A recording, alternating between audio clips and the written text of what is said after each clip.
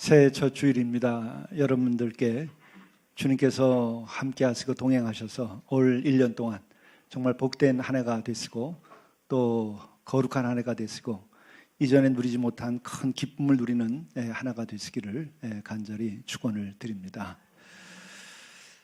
또 여러분들 새로운 계획, 소망이 있을 텐데 이것이 한 주일 한 주일 꼭 이루어지시기를 바랍니다.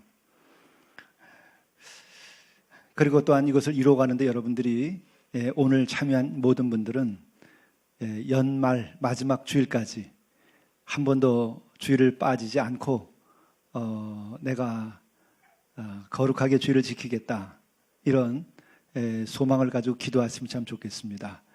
그래서 아프지도 말고 또 흔히 우리가 재밌게 말하는 것처럼 죽지도 말고 또 사고도 당하지도 말고 또 어려움도 없고 또 때로는 어려움이 있을지라도 이 주일에 여러분들이 예배를 드려서 그 모든 어려움을 이기고 나가는 올 한 해가 될 수 있기를 바랍니다.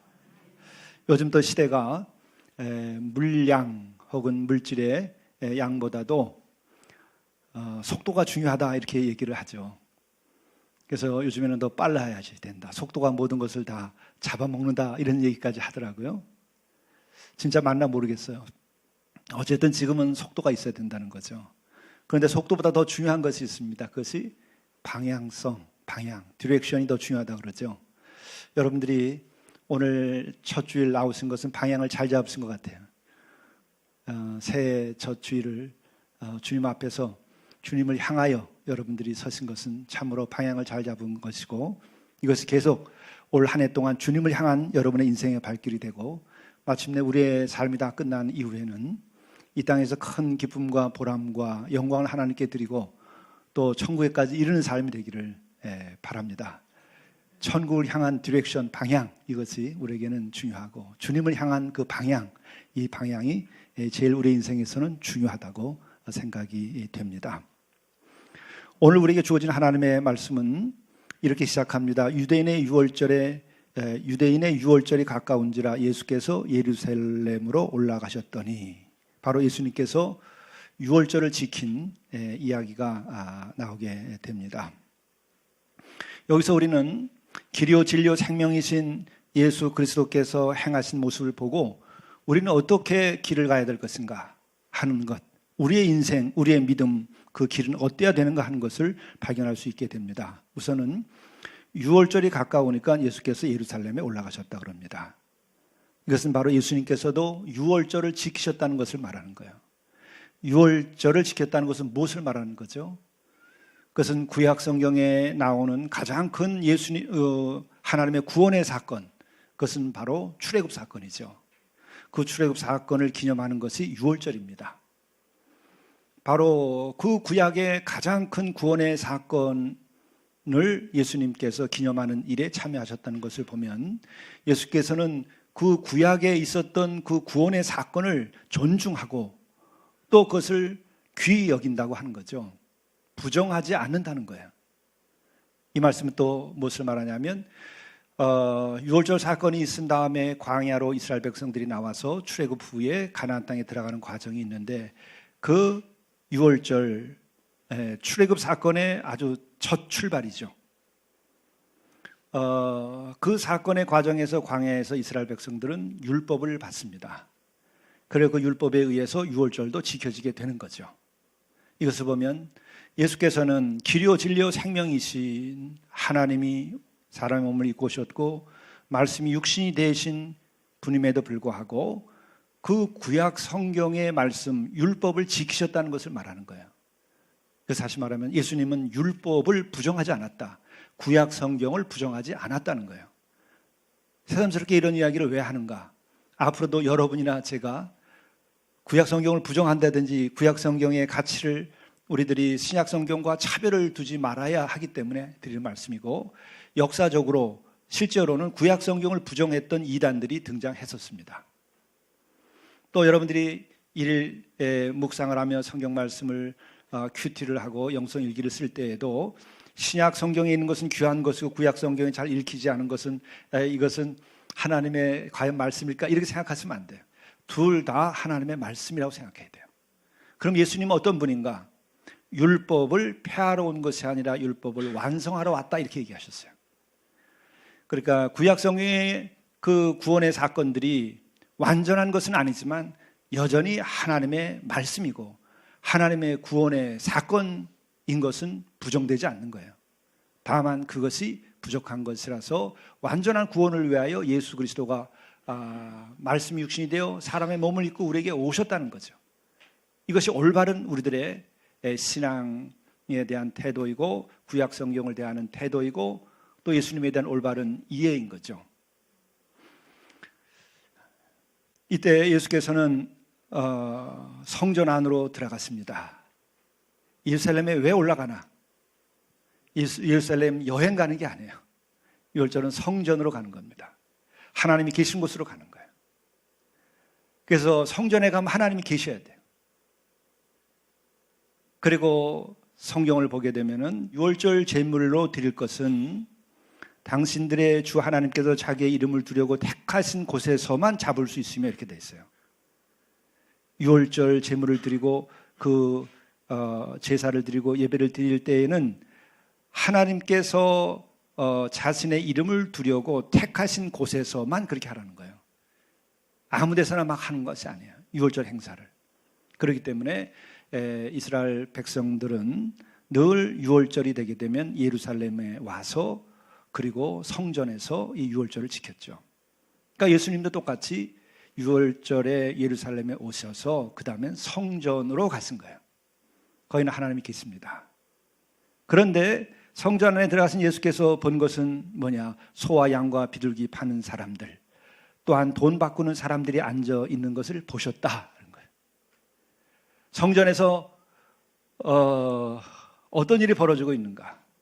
성전에 들어가면 거기는 거룩함이 있어야 되고 거기서는 하나님의 영광이 드러나야 되고 거기엔 말씀에 따르는 그런 경외와 어미로움이 있어야 되죠. 그리고 또 하나님의 자비하심이 있어서 거기서는 또 그 하나님에 대한 경외심과 더불어서 하나님의 자비하심을 느낄 수 있는 그 거룩한 공간이 돼야 되는 거죠. 그런데 거기에 소와 양과 비둘기 파는 사람들, 그들이 차지하고 있는 거예요. 그리고 돈을 바꾸는 환전상들이 그 자리를 차지하고 있었던 겁니다. 있어야 될 곳에 있을 것이 있지 아니하고 없어야 할 것이 그 자리를 차지한 것입니다. 거기는 하나님의 거룩하심이 있어야 되고 하나님에 대한 경외심이 있어야 되고 경건함이 있어야 되고 구원함이 있어야 되고 하나님의 자비하심이 있어야 될 자리에 사람들이 장사하고 있는 것이 그곳에서 벌어지고 있는 거죠. 있을 수 없는 것이 그 자리에 있는 것입니다.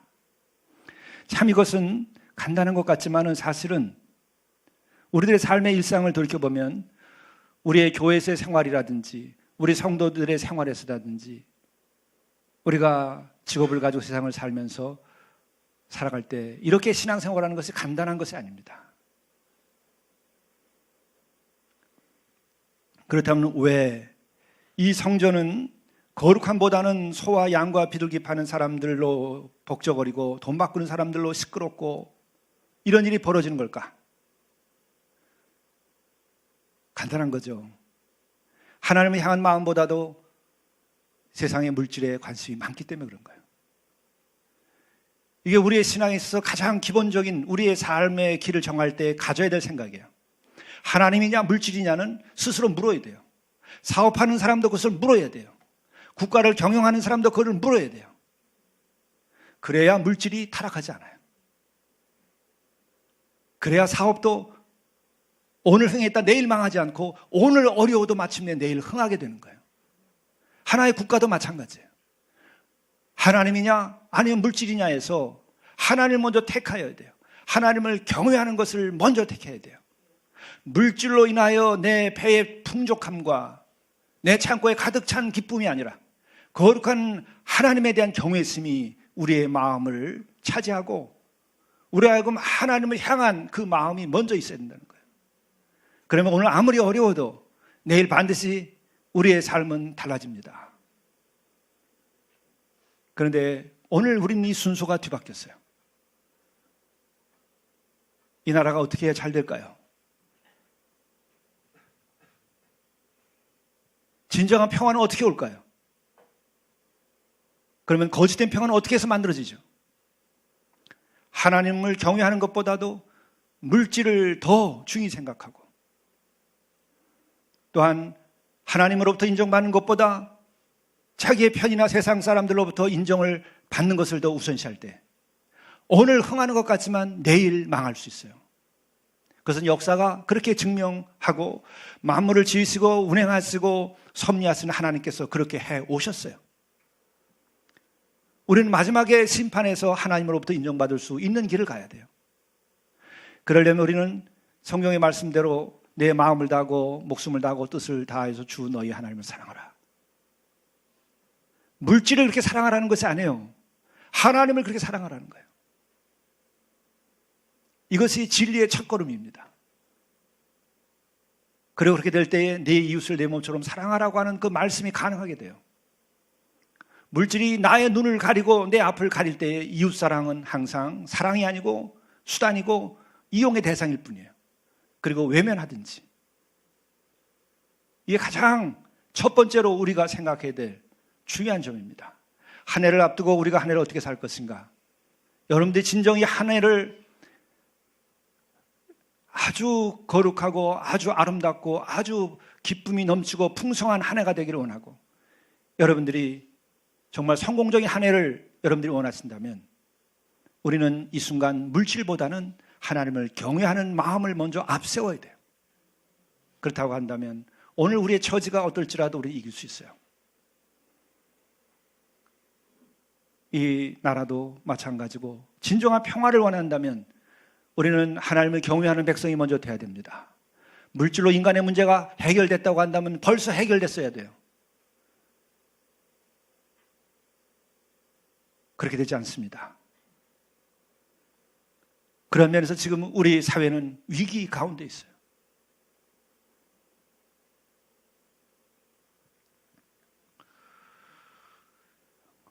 오늘 또한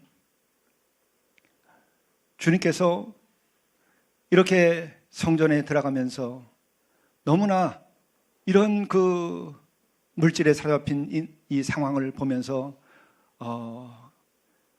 그 마음속에 주의 전을 사모하는 그 열심, 이것이 폭발하기 시작합니다. 그런데 한 가지 우리가 더 하나 짚고 좀 넘어갈 것이 있어요. 우선 우리가 일상을 우리가 살아야 하니까 이 점을 제가 말씀을 좀 나누고 싶습니다.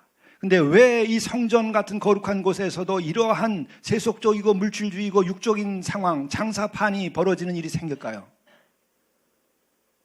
이스라엘 백성들은 말씀을 몰랐을까요? 거룩한 백성으로 선택된 사람들이 이렇게 행하는데 정말 이 사람들이 완전히 미친 사람들일까요?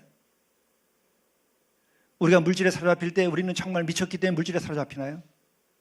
작은 우리들의 불씨 하나, 우리의 믿음 없음 하나가 이렇게 만드는 거예요. 뭐예요? 세상에 대한 근심과 걱정이 이렇게 만드는 거예요. 우리의 마음속에 작은 근심과 걱정이 자라나면 우리는 하나님이 아니라 물질을 택하게 합니다. 하늘에 나는 새를 보라, 예수께서 말씀하셨어요. 길싸움도 하지 아니하고 또 들에 핀 백합화를 보라 그랬어요.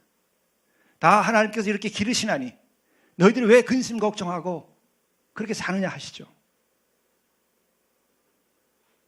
하늘에 나는 새를 보라, 심지도 않고 거두지도 않고 창고에 모아들이지도 아니하되 너희 하늘 아버지께서 기르시나니 너희는 이것들보다 더 낫지 아니하냐. 이 마지막 부분이 굉장히 중요해요. 왜 우리는 근심 걱정하면서 물질주의에 빠지죠? 그것은 우리들의 자신에 대한 믿음의 정체성과 자의식과 혹은 우리는 자존감이 낮기 때문에 그런 거예요. 하늘에 나는 새도 저렇게 하시는데 너희일까 보냐? 너희일까 보냐에 우리가 깊은 생각을 가져야 돼요. 하나님 나를 얼마나 사랑하고 나를 지키시느냐에 대하여서 우리가 잊어먹고 있어요. 너희일까 보냐? 들에 핀 백합보다 낫고 하늘에 나는 새보다 너희들이 낫지 아니하냐? 나의 형상대로 지음받은 너희들이 더 낫지 않냐? 내가 더 너희들을 생각하지 않겠느냐? 이 말씀에서 우리가 정말 아멘하고 하나님께서 나를 더 사랑한다고 하는 그 생각에 여러분들이 이르셔야 돼요. 그러면 우리는 물질보다는 하나님을 택할 수 있어요. 우리의 근심과 걱정은 적어도 지금처럼 하지 않을 수 있어요. 이 한 해를 다시 오지 않을 한 해인데 근심 걱정으로 우리의 삶을 망가뜨리면 안 돼요. 근심 걱정으로 우리의 삶이 빠져들기 시작하면 우리들의 내면은, 우리들의 내적인 세계는 장사판이 됩니다. 오염된 성전처럼, 환전상이 판치는 성전처럼 나의 속이 성전의 성령의 전이 되어야 될 내 마음속이 이 장사 속으로 돼버린 성전처럼 돼버린단 말이에요. 그것은 다시도 없는 여러분의 존재를 말하는 것이고 다시 두 번 살지 못하는 우리의 인생의 길에서 우리 자신들이 그렇게 되어서는 안 돼요. 그것을 지키는 것이 믿음이고 그래서 주님께서는 우리에게 오셔서 대속적 죽음까지 치르신 거예요. 그렇게까지 주님께서 우리를 사랑하시는데 그렇게까지 하나님의 사랑을 우리에게 분명하게 말씀해 주셨는데 우리가 그 하나님을 믿지 못하고 드레핀 백합만도 못하고 또 혹은 하늘에 나는 새만도 못하고 들풀말도 못하다고 한다면 그렇게 자기 자신에 더 생각한다고 한다면 그것은 바로 불신앙이에요. 그런 이들은 불필요한 자존심을 내세웁니다. 그런 사람들은 이생의 자랑에 빠져요. 안목의 정욕에 빠져요. 그런 사람들은 육신의 정욕에 빠져요. 그런 사람들은 하나님께서 나를 거룩하게 지으셨고 또한 그분이 나를 얼마나 사랑하는 줄을 알 때에 우리는 육신의 정욕과 이생의 자랑, 안목의 정욕 이런 데서 자유로울 수 있어요. 나의 존귀함을 내가 인정하고 알아야 돼요. 또 그럴 때 우리는 근심과 걱정에서 자유롭게 될 뿐만 아니라 우리는 물질주의에 사로잡히지 않고 그것을 이길 수 있고 물질의 주인이 될 수 있어요. 그게 청지기의 삶이에요. 우리 한 해를 살면서 우리는 작은 불씨가 될 수 있는 그 근심과 걱정의 불꽃을 꺼버리고 하나님의 밝은 빛 앞에 서셔야 돼요. 하나님은 나를 사랑하신다. 올 한 해 동안 나를 지키실 것이다. 나와 동행하실 것이다. 그런 믿음을 여러분이 가지고서 시작을 하고 마지막까지 그 길로 나가셔야 돼요. 그러기 위하여 여러분들이 영성 일기를 쓰시고 그러기 위하여 여러분들이 성경을 통하여 1대1로 서로 교제하고 서로 중보하고 그리고 매주 우리가 이 주를 지키면서 이 생을 살아갈 때에 우리는 이 세상을 이길 수 있어요. 오늘 전개되는 장면은 이런 것이 지금 진행이 됩니다. 예수께서 그 같은 참으로 눈을 뜨고 볼 수도 없는 장면이 전개되자 예수께서는 노끈으로 채찍을 만들어서 양이나 소를 다 성전에서 쫓으시고 이렇게 됐어요. 이 말씀 우리가 정확하게 잘 읽어야 돼요. 어떤 분은 예수님에 대하여서 정말 예수님이 생명 경외심을 가지고 계신가? 예수님은 동물들을 갖다가 채찍으로 쳐가지고 막 몰아내셨다. 이렇게 믿지 않는 사람을 비난하는 경우도 있어요. 그런데 한번 보세요. 예수님이 어떠한 채찍을 드셨는지. 가죽 채찍이 아니에요. 노끈으로 만든 채찍이에요. 여러분, 노끈으로 만든 채찍 가지고 동물을 쳐서 어떻게 할 수 있을까요? 상처가 날까요? 멍이 들까요? 아니면 겁을 먹을까요? 노끈으로 만든 채찍은 그냥 동물로 하여금 나가도록 하는 거예요. 가해하는 것이 아니에요. 인도하는 거예요. 동물들이 무슨 죄가 있고 잘못이 있어요? 그들에게 아무 죄도 없어요. 주인 따라서 온 것이고 팔려온 것이고 그 자리에 있을 뿐이에요. 그러니까 가죽 채찍을 들어서 분노의 그 채찍으로 쳐서 내쫓은 것이 아니라 그들에게 피멍이 들게 만든 것이 아니고 그들이 나가도록 한 거예요. 너희들이 있을 곳이 아니니까 나가라 하신 거예요. 여러분 한번 실험해 보세요. 노끈으로 만들어가지고 쳤을 때 여러분 강아지가 어떨까? 양을 기르는 분이 있으면 양을 치면 그 양이 어떨까? 아프지 않습니다. 예수님은 사랑이신 거예요. 동물에게 가해를 하는 그러한 목장 주인이 아니라고요. 스스로가 어린 양이에요. 예수님에 대한 올바른 이해를 해야 돼요.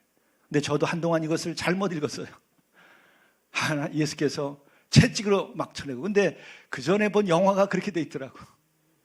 예수님의 생애에 대한 영화가 예수님이 가죽 채찍을 등호 같은 걸로 쳐내니까 그게 머릿속에 딱 어린 시절에 박혀가지고 예수님이 성전에 들어가자마자 채찍으로 막 몰아쳐내서 양들이 음매하고 그냥 막 도망치고 그 장면이 떠오르는 거예요. 그러나 예수님이 그렇게 하시지 않았어요. 그건 사람의 상상으로 그 영화를 만든 사람이 아직 마음속에 분노가 있어서 그렇게 영화를 꾸며낸 거죠. 예수님은 분노하시는 분이 아니에요.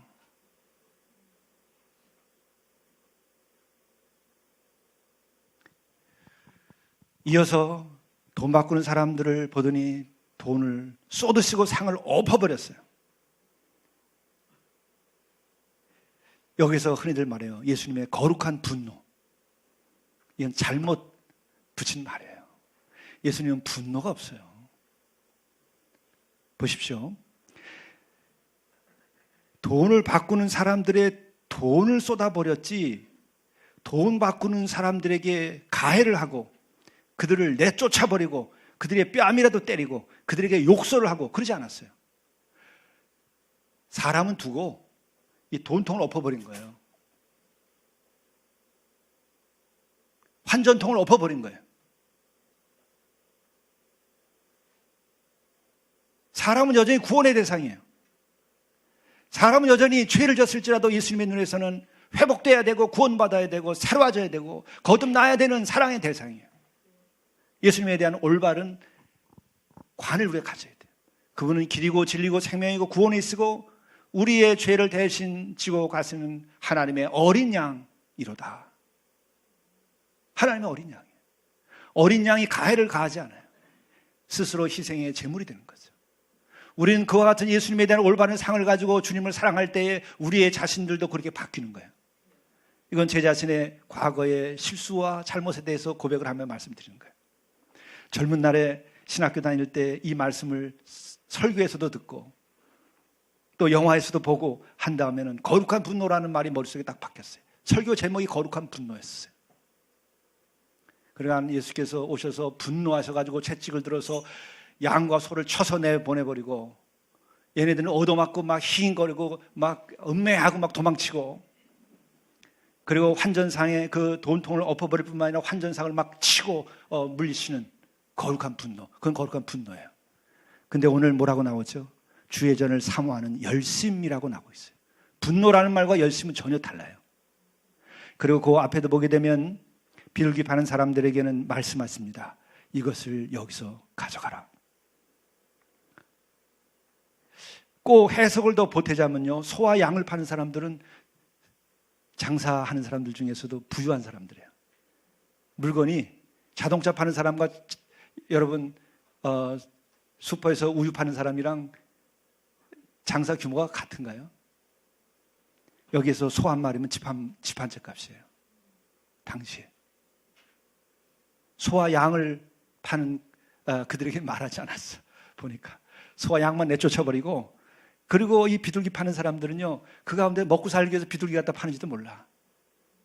그 비둘기 새끼 내면 그거 가지고 와서 파는 거죠. 본래 또 비둘기를 사서 제물로 바치는 사람은 가난한 사람들은 비둘기를 가지고 바치도록 돼 있어요. 근데 그들에게는 말상대가 되신 것 같아요. 그들에게 꼭 해석하자면 그런 생각이 드는 거예요. 비둘기 파는 사람들에게는 이르시되 이것을 여기서 가져가라. 예수님이 뺏지 않았어요. 비둘기 뺏어버리고 혹은 비둘기를 죽이지 않았다고요. 예수님께서 저주하면 죽을 수도 있었을 거예요. 그냥 가져가라. 먹고 살아야 될 거 아니겠어요?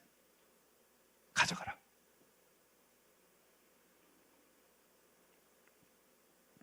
그리고 내 아버지의 집으로 장사하는 집을 만들지 말라. 근데 이것이 얼마나 거룩하고 어미로운 분위기에서 이게 진행이 됐으면 제자들이 마음속에 떠오르는 게 있어요. 주의 전을 사모하는 열심이 저렇게 삼켜버리는구나. 열심, 사모하는 열심, 이것은 젤로스라고 하는 거예요. 열정이라는 말로 되는 거예요. 분노가 아니에요. 근데 저도 젊은 시절에 신학교 다닐 때 그 세상의 불의에 대해서 분노하고 그 젊은 날의 분노가 살아있을 때 거룩한 분노라는 설교를 들었을 때 그렇게 멋질 수가 없어요. 다 쳐서 없애고 내쫓아버려야 되지. 그러나 그건 정의도 아니고 그것은 진정한 사랑도 아니고 그건 구원도 아니고 진리도 아니에요. 사모하는 열정, 사모하는 열심, 그 거룩한 열심이 그를 사로잡은 거예요. 그 거룩한 열정이, 하나님께 주신 그 거룩한 열정이 구원의 열정이 그를 사로잡은 것이지 구원의 분노는 있을 수가 없어요. 거룩한 분노는 있을 수가 없어요. 너무나 오랫동안 속아왔어요. 언어에, 잘못된 설교에. 예수님을 망가뜨려서 우리들의 마음속에 살아있는 예수님도 진짜 예수님이 아니었던 거예요. 한동안. 그래서 젊은이들이 이걸 바로 해석하고 들어야 돼. 우리는 이 거룩한 사모함, 거룩한 이 열정, 주님을 향한 그 사모함의 열심, 이것이 우리에게 있어야 돼요. 이게 있으면 세상의 물질에 빠지지 않아요. 세상의 근심 걱정에 빠지지 않아요. 세상에 패배하지 않습니다. 이 사모함의 열심이 있으면 우리는 믿음으로, 사랑으로, 진리로 승리할 수 있어요.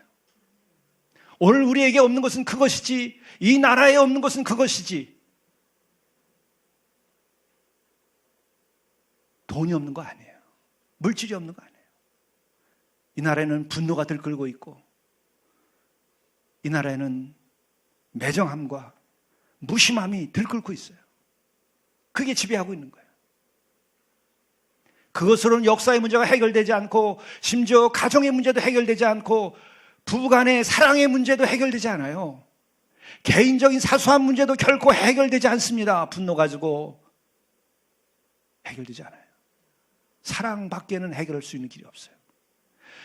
우리가 내 몸으로 낳은 자식이라 하더라도 분노로 그 관계가 해결되지 않아요. 사랑하고 용서하고 내가 용납해야만 문제가 해결되는 거예요. 그런데 어떻게 인간들이 모여서 사는 이 사회를 집단적인 그 분노 가지고 해결될 수 있다고 생각하나요? 인간의 어리석음이에요. 예수님은 그렇게 해결하지 않았어요. 그 거룩한 주의 전이 주의 전이 되어야 하는 것을 사모하고, 거기에는 하나님의 거룩함이 있어야 될 것을 생각했고, 하나님의 사랑이 있어야 되고 구원이 있어야 될 것을 그는 생각했었는데 그렇지 않았기 때문에, 그 주의 전을 사모하는 그 열심과 그 열정이 있었기 때문에 오늘 이렇게 성전 정화를 한 거예요. 분노로서가 아니고 진리에 대한 사모함, 하나님에 대한 사모함, 그 구원에 대한 열정이 있었기 때문에 이렇게 한 거죠. 이 민족에게, 우리 교회에, 그리고 이 나라의 모든 기독교회, 이 땅에 있는 모든 교회 위에 필요한 것은 바로 이렇게 주의 전을 사모하는 열심이 우리 자신을 삼켜야 돼요. 그러면 교회가 세상을 구원할 수 있습니다. 지금 교회 아니면 어떤 것도 인류를 구원할 수 있는 것은 없어요. 여러분, 기업이 지금 21세기에 가장 중요한 역할을 하는데, 기업이 여러분 해보시지만은, 또 거기에 속해도 있으시지만, 그것이 우리의 구원과 삶의 문제를 얼마나 해결할 수 있을까요? 우리의 생존을 위해서 필요한 것이지, 이것이 정말 우리를 구원하고 자유케 하나요? 그렇지 않아요. 국가가 그러면 구원을 가능케 하나요? 잘하면 전쟁으로부터 우리를 보호하거나, 또 혹은 침략으로부터, 그리고 또 복지를 통해서 우리의 물질적인 필요를 우리에게 채워주면서 우리를 보호하는 역할 외에는 그 이상의 것을 할 수 있는 건 없어요.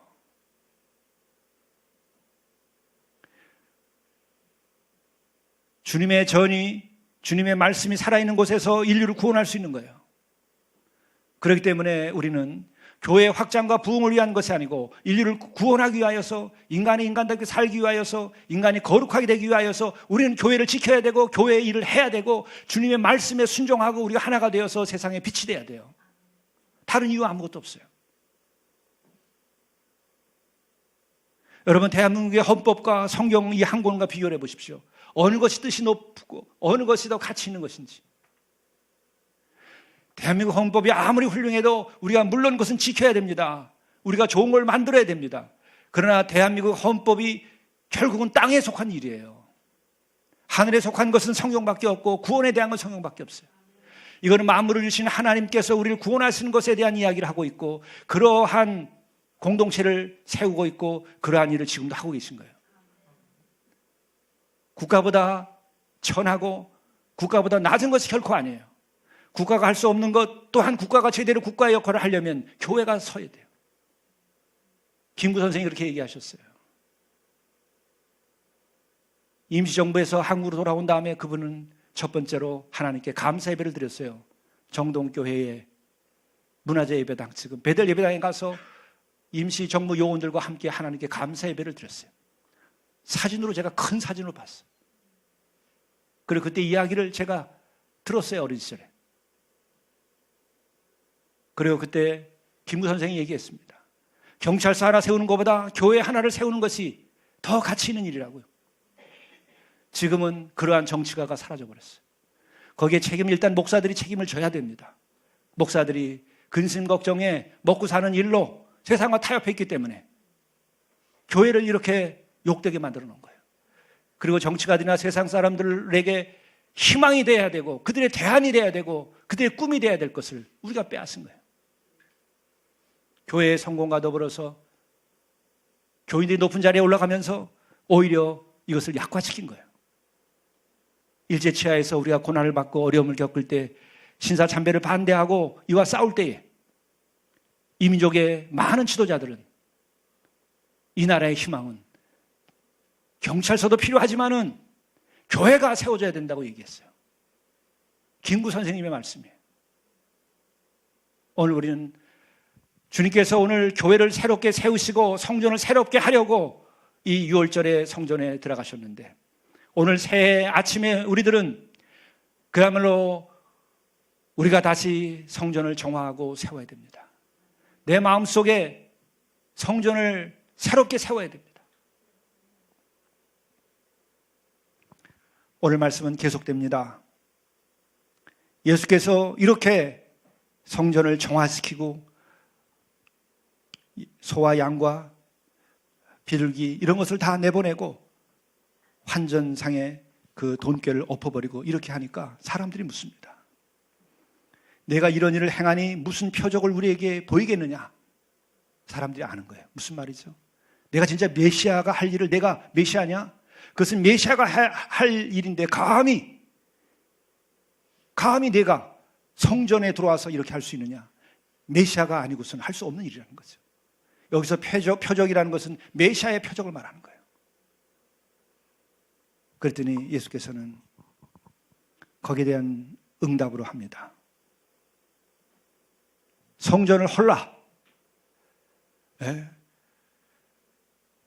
수백 년 내려온 솔로몬이 지었고 또 만들었던 그 성전을, 지상에서 가장 아름답고 빛나는 성전을 헐라. 감히 아무도 말할 수 없는 신성모독의 말이에요. 성전을 헐라. 그걸 말할 수 있는 존재예요, 예수님은. 성전을 헐라. 내가 사흘 만에 지으리라. 너희들이 만들어 놓고 너희들이 오염시켜 놓은 이 성전을 헐고 이제 진정한 성전을 내가 세우겠다. 그것은 당신이 십자가에서 죽고 하나님의 어린 양으로서 대속적인 죽음을 죽고 그리고 3일 만에 부활함으로써 세워지는 그 교회, 그 성전, 그 믿음, 이것이 6월절의 완성입니다. 그것으로 우리는 성만찬을 하고 그것으로 교회가 세워진 거예요. 그래서 오늘 우리가 있는 겁니다. 교회는 이렇게 하여서 성전을 완성시킨 거예요. 그리고 교회는 이제 이와 같은 주님 위에서 세워진 것이고 우리는 주님의 한 지체로서 교회를 이룩하는 거예요. 그렇기 때문에 교회는 거룩한 것이고 교회는 거룩하게 지켜져야 되는 것이고 교회는 이 땅에 살아서 역사해야 되는 거예요. 교회만이 유일한 대안인 거예요. 교회가 사라지면 결국 인간의 구원도 그리고 선도 그리고 진정한 평화도 여러분 사라질 겁니다. 공산주의가 그들의 이상사회를 건설하겠다고 했지만 결국은 문 닫았어요. 오늘도 권력을 투쟁하면서 많은 국가들이 공산 국가들이 아직도 우리 곁에 정말 위험하게 엄청나게 큰 세력으로 지금 자라나고 있는데 그들은 그들의 인간적인 권력과 권세를 추구하는 것이지 진정한 인간의 구원과 평화를 추구하는 것이 아니에요. 그들은 물질의 확대, 군사력의 확대를 통해서 세계를 지배하려고 하는 것이지 진정한 인간을 구원하고 평화를 이루려고 하는 거 아니에요. 여기에서 우리는 분명하게 그리스도인들이 가야 할 길이 어딘지를 알고 이 한 해를 보내야 되고 우리가 올바로 판단하고 선택해야 됩니다. 이제 우리에게 남은 것은 주님께서 피로 산 교회, 주님께서 새롭게 옛 성전을 헐고 세운 이 교회에서 우리 자신들이 그 주님의 말씀과 그 삶을 우리들이 본받고 실천함으로써 우리가 주님을 머리로 하여 우리 하나가 모두가 지체가 되어서 그 평화의 일을 해야 되고 구원의 일을 해야 되고 용서와 화해의 일을 해야 돼요. 우리밖에 할 수 있는 공동체는 없어요. 이것을 해낼 수 있는 제도도 없어요. 우리는 이윤을 추구하지 않고 구원과 평화를 추구하는 거예요. 우리는 진리를 추구하는 겁니다. 이 지상에서 우리가 사라지면 인간은 희망이 없는 거예요. 우리는 주님의 은혜 가운데에서 어미로움을 가지고 그러나 진실하고 겸손하고 사랑이 넘치는 마음으로 기쁘게 올 한 해를 보내야 됩니다. 그리고 우리가 지켜야 될 것을 우리가 지켜내야 됩니다. 기도하시겠습니다.